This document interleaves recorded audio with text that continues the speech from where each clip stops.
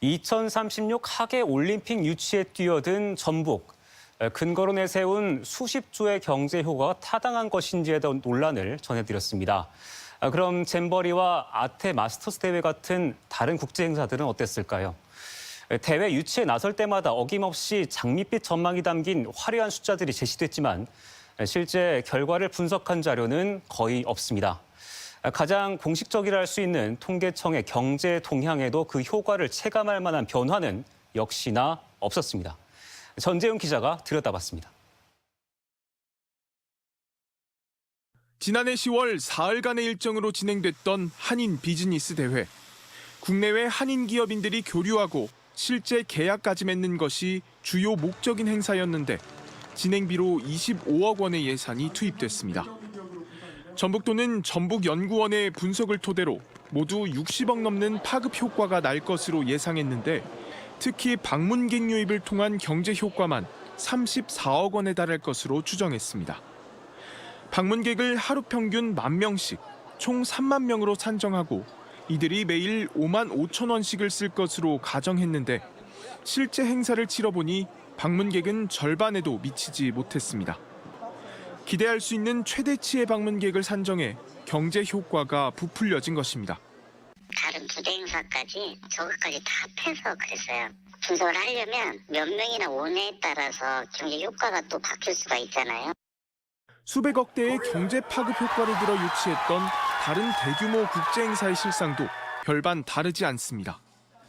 2년 전 열린 아태 마스터스 대회.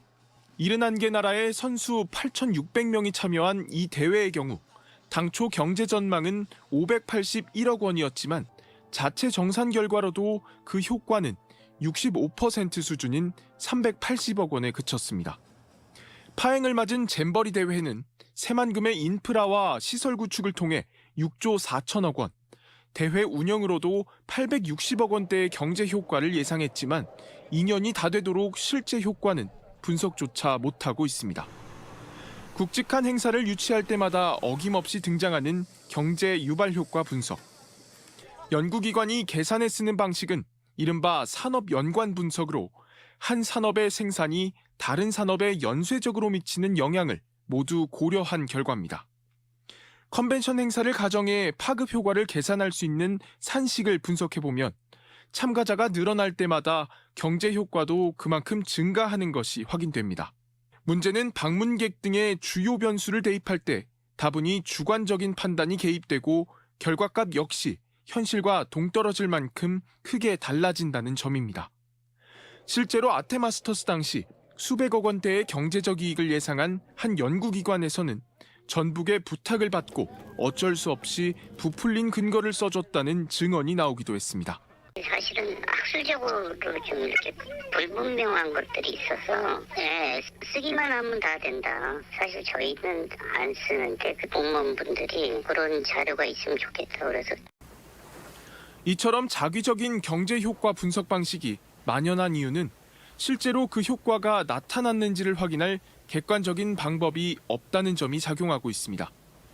연구기관의 설명대로라면 최근의 국제 행사 유치로 전북도가 벌써 수조 원대의 경제 효과를 봤어야 하지만 통계로 나타난 생산 추이나 고용 효과에는 유의미한 변화가 보이지 않습니다.